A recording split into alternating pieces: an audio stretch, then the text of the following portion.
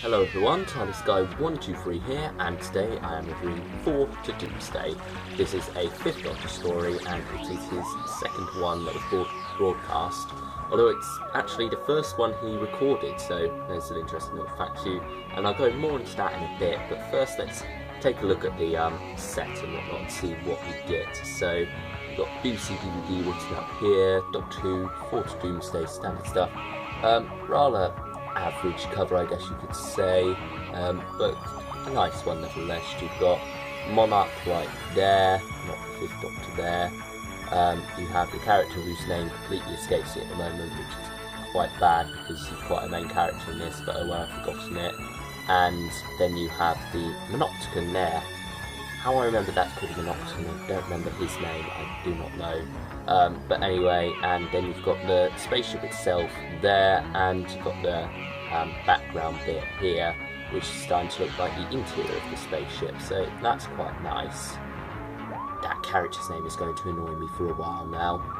Yeah, the Peter Davison years 8225, and then on the side here you've got the green aesthetic continued right there, and you've got BBC DVD. This is one of the ones where it doesn't have the flip cover. This is actually just the normal one, I believe. It doesn't have the new BBC logo because this is before that, which I believe was 2010 that one came out, maybe it was 2012, I'm not too sure, but anyway, starring Peter Davison, 4 to Doomsday by Terence Dudley, and there is the blurb for the story, and then here we have special features. Let's get that a bit closer for you. You can see there you have a commentary by Peter Davison, Janet Fielding, Sarah Sutton, Matthew Waterhouse, and John Black. Now, the Peter Davison commentaries are very often my favourite. I don't know why, I just think they work so well together as a commentary team. Mainly the combination of Peter Davison and Janet Fielding is wonderful. Throw Sarah Sutton in there, and it sort of like balances it out. And Matthew Waterhouse is of course wonderful as well. John Black, the director, yeah, he mainly sits back for most of it and lets them bicker, but he does sometimes have some interesting input as well, so that's really nice.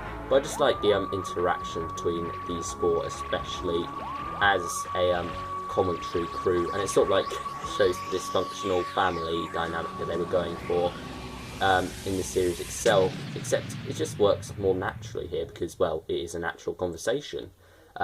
Saturday Night at the Mill, which is just sort of like a clip from that where Peter Davison appeared on that, and we've also got studio recording and other stuff, theme music video. Yeah, as you can imagine, special features aren't that interesting. There's not even a standard making of, I don't think, so yeah, that's a bit disappointing, but nevertheless, you made me come here for this story, I think. And let's now take a look on the inside here. There is the single disc right there, and there is the booklet. I'll just take that out now, show you the inside of that. Got here. There is the commentary team right there again, and your special features. And on the back, it is of course a 4-part story. Let's put that away, and now let's talk about the story as a whole. What do I like and dislike about 4 to Doomsday? As it is the first one Peter Davison recorded, I think it is amazing how well in character he is here as well. You know, he really just instantly got the Doctor somehow. I'm not sure how that works, but it is very much his Doctor, and yet oddly enough, when you get to the Visitation, he seems to go, which is the second story he recorded by the way, he seems to go off in a completely different direction, kind of, which I wasn't too fond of. I'm not the biggest fan of the Visitation, but then you go on to Kinder, his third story, and he's back to how he was in 4 to Doomsday, and then Castor Albert, his first story broadcast, but his fourth story recorded. It's a bit odd, but that's just the way it was done. That story ended up being quite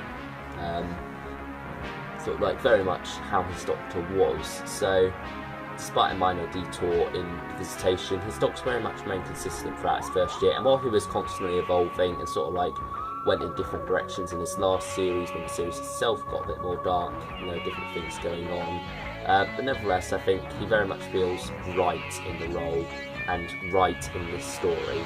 Peter Davison does a wonderful job, and you know, he has to follow on from Tom Baker, and he does that very well, I feel. You know, obviously following on from Tom Baker, who was the Doctor for 7 whole years, you know, that's going to be a big challenge for anyone, especially the youngest Doctor ever to play the role. So, yeah, I think Peter Davison does follow on from that marvellously. He's not my favourite Doctor by any means. I know some people think he's quite bland at times, but, you know, overall I do like his Doctor, and I think his Doctor is very good in this. And I think this story is very good considering that it was his first one recorded. So yeah, now moving on to the story itself, I guess. It has been often considered as a rather poor story, and to be honest, I'd rather think it's more of an average story. I don't think there's much wrong with the story, I think it's just rather average, but where it does excel is in the whole sort of like visual department. Obviously it's very 80s, but nevertheless it is very impressive for the 80s, and yeah, it's sort of like the sets have a sort of scale that you didn't really see before in Doctor Who. You've got these marvellous, wonderful, massive sets, such as the performance room and whatnot. You've got Monarch's throne room, which is a bit small for a throne room, but nevertheless it works, and you know, you have these wonderful sort of like designs that are going all throughout, which make it look very much like a spaceship. Very 80s in style, but it just works very well, and I think it just looks wonderful. And then you have sort of like the effect scenes where the Doctor goes out into space. Yeah, there are some things wrong with that, such as the rope dropping to the floor, and you can kind of see that it's on the floor rather than floating back in space. But nevertheless, for the most part, it is quite an exciting sequence. And then seeing the Doctor throwing the cricket ball, and then it bouncing off the ship, and then him catching it, and it the momentum sort of like carrying him towards the Tardis.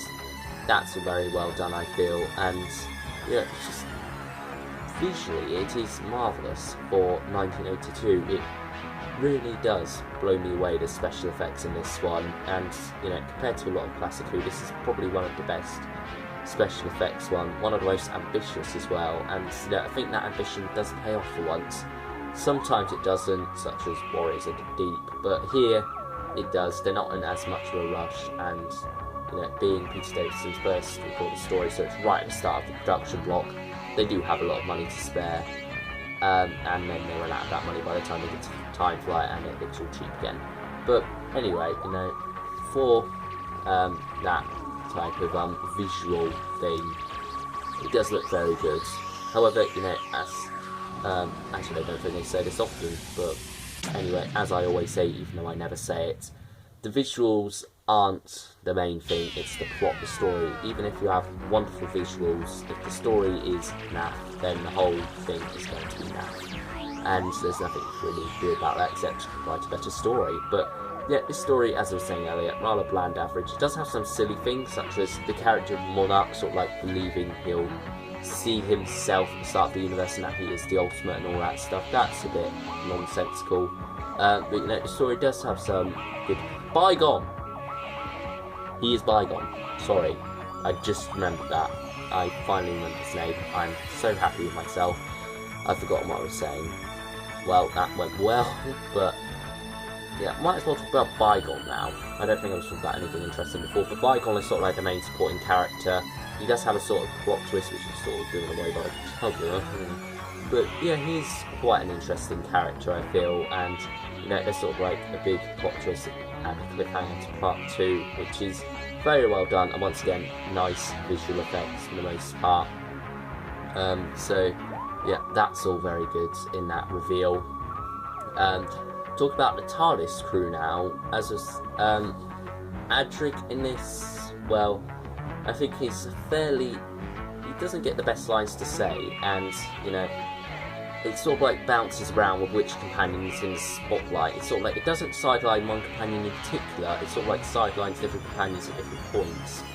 And yeah, I think that sort of like works. It's better than having one companion completely sidelined for the whole story, stuck in the TARDIS, in a state of de-sleep, looking at you, Kinder. But yeah, it sort of like works, but at the same time I feel like there could have been something done to give those companions something to do. You've got sort of like a sequence where Adric and Nyssa are just walking around the ship aimlessly.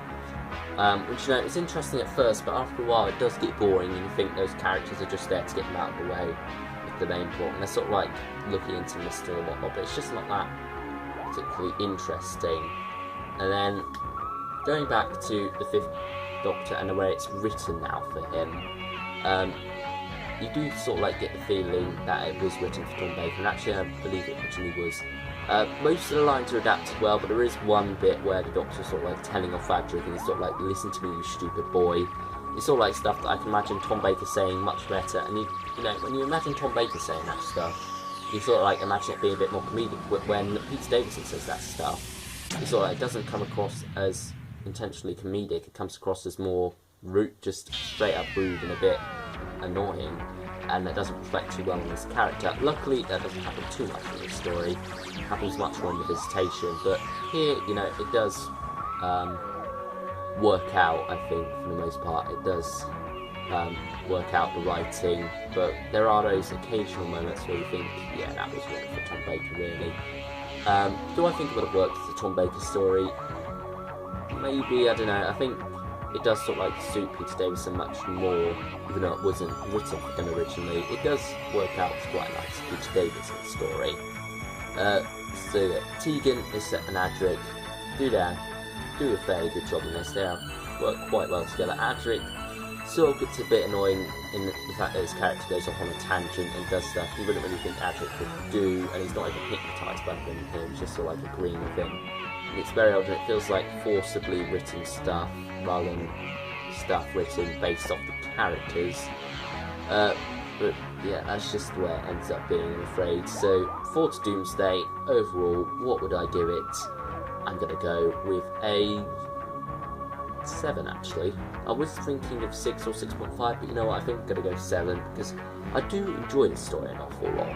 You know, visually, it is great. The plot is just average. It's not bad. It's not got too many bad elements to it, but it is about average. But there are some good twists in it. And you know, overall, I can watch this without being too bothered by anything. So, yeah, overall, For Doomsday gets a 7 out of 10. So, thank you for watching, everyone, and I will see you all next time when I review The Darkness of Glass. But until then, bye, everyone.